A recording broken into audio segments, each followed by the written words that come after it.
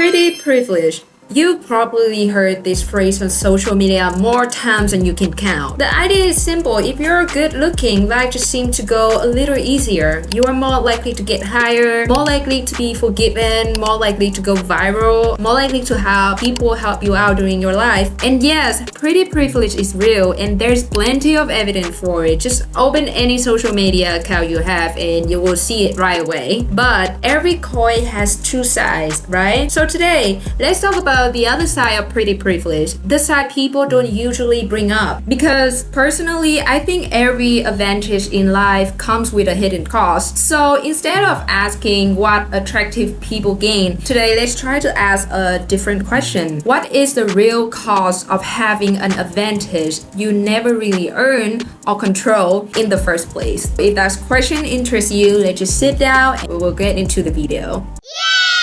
Before we get into the downside, we need to understand the psychology behind this, because this isn't just a feeling, it's something psychology has been studying for decades. And if you have watched 100 video about pretty privilege on YouTube, you can skip this part.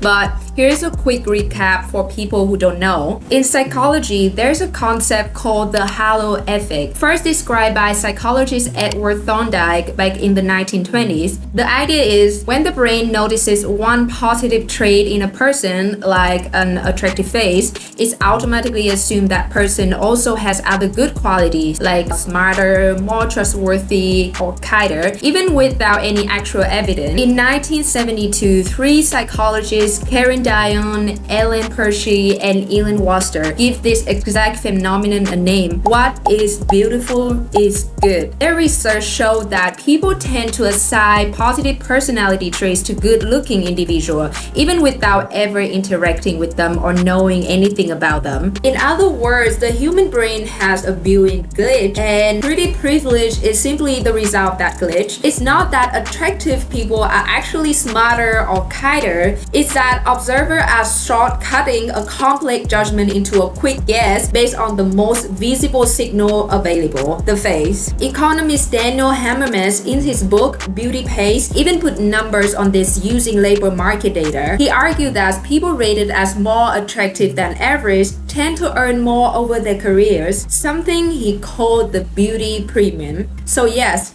this privilege is real. It has scientific backing and obviously it's not made up. But here's the thing we need to think about. An advantage based on other people's flawed assumption is a very fragile kind of advantage because it doesn't reflect your actual ability. It reflects a cognitive error in the person looking at you. And anything built on a cognitive error will eventually get questioned. The first consequence of the halo effect is a very cruel paradox. The very advantage of good looks can cause a person real competent to get discounted in other people's eyes. Researchers call this the beauty is beastly effect. A 1985 study by Hellman and Stobeck found that in certain roles, especially management positions where being taken seriously and having professional expertise matters, attractive women were sometimes judged as less competent than their less striking co-workers because observers unconsciously assume they got there because of their looks instead of effort or skills. That is where we see comments like this come from. Oh, she probably got that because of her looks. That sentence is not only mean, but it's also dangerous because it replaces a complicated evaluation, effort, skill, experience with a cheap and simple explanation. For the person saying it, it saves them time digging deeper, and for the person it's said about, they lose the recognition they actually earn. One example we can take a look at is Gal Gadot being cast as Wonder Woman. So when the casting was announced, most of the public debate wasn't about her acting ability. It was about whether a face considered too beautiful could carry enough weight to play such an iconic character. Her striking looks became the reason people doubted her acting ability before the film even came out. That is just an example from a celebrity. But if you just look around about you, your daily life, I'm pretty sure that you have seen it. I have seen it. It happened with my friend, it happened with my coworkers, and it happened with my sister. But here's the part people don't talk about enough. If a person's real ability keeps getting attributed to something they didn't even create, their face, over time, that person themselves can start losing faith in their own competence. This is close to a phenomenon known as imposter syndrome.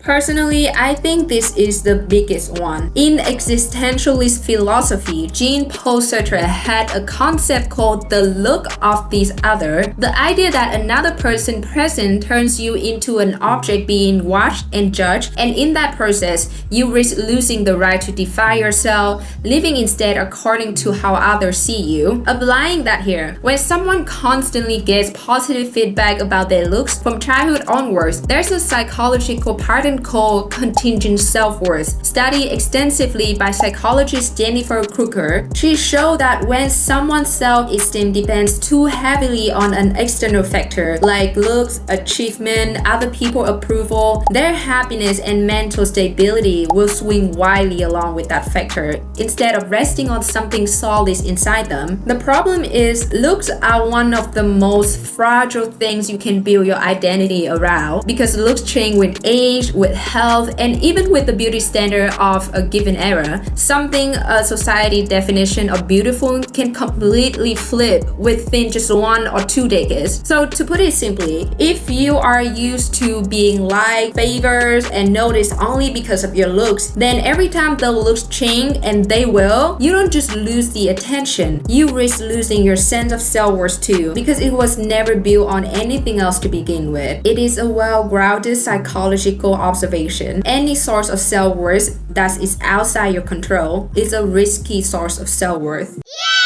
The third cause has less to do with psychology, but more to do with society. If you have watched my earlier video about the Hollywood skinny trend, you probably remember I mentioned Naomi Wolf's book, but if you haven't watched it yet, just please consider checking it out, okay? Anyways, Naomi Wolf, in her classic book, The Beauty Myth, published in 1990s, asked a striking question. Why it is that as women gain more power, education, and social status, the pressure on their appearance didn't decrease, is increased. Wolf argued that this wasn't a coincidence. As all barrier legal economics were removed, society needed a new mechanism to keep controlling women, and that mechanism was directing most of their attention, time, and money toward meeting an appearance standard instead of toward developing skills or power. Okay, so I'm trying to make a little connection here. I swear when I wrote this in Vietnamese it's easier to understand, but just bear with me. So once a society gets used to viewing women, right, like in the book, but in this case, men too, mainly through the lens of appearance becomes the first thing, sometimes the only thing people notice about them. Their competence and intellect get pushed to the background, not because they lack those things, but because society has been trained to look for and just appearance first. In other words, a good-looking person is easily seen as just pretty, no matter what real ability they actually have. That is why sometimes people with striking looks get boxed into a narrow social role, being treated more like a decoration than a real person with depth, intellect, and ability. Sometimes you heard people saying things like, oh, just a pretty face. Beauty works like a spotlight. When the light shines on you, people see you more clearly. But that also means that they scrutinize you more closely too. Sometimes the more admired you are, the more you feel like you are not allowed to have a bad day, not allowed to age, not allowed to gain weight, not allowed to show up with dark circle or a breakout. People get used to seeing the polished version of you, and you start to fear that the moment you are no longer perfect, everything you have could disappear. And that is the trap of pretty privilege. You get liked for how you look, and slowly you start to feel responsible for holding on to that look no matter what. People tend to assume life is easier for good-looking people. Well, it is in some way, but not entirely. A pretty face is not a shield against loneliness, nor it is immunity from mental strain. Let's take Angelina Jolie for example. She has said that when she was young, she was actually very shy, and she often felt lonely and struggled with mental health issues. Even back then, the whole world saw her as a beauty icon. Yeah, I'm actually a really shy person.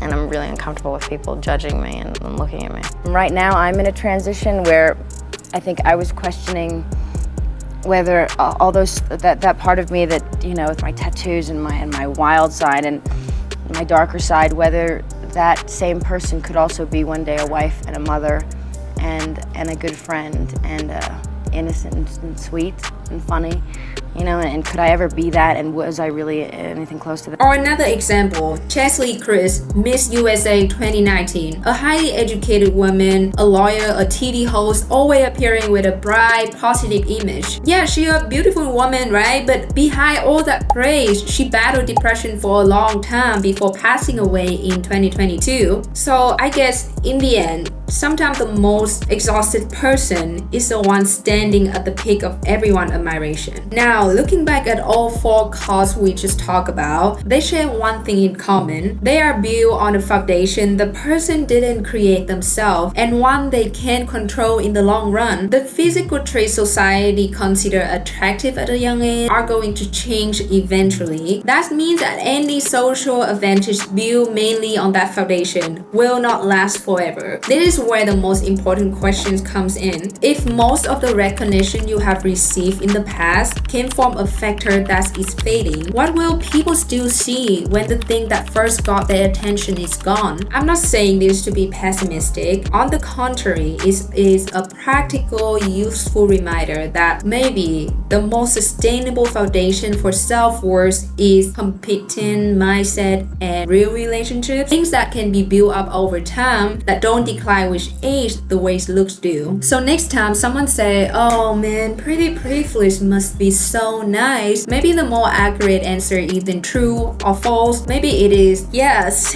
it's nice, but it's a privilege that comes with a long-term bill, the one that not everyone sees coming right away. And here's the question I want to leave you with. Of everything you are being recognized for today, how much of it comes from something you can control and grow, and how much comes from something you can hold on to forever?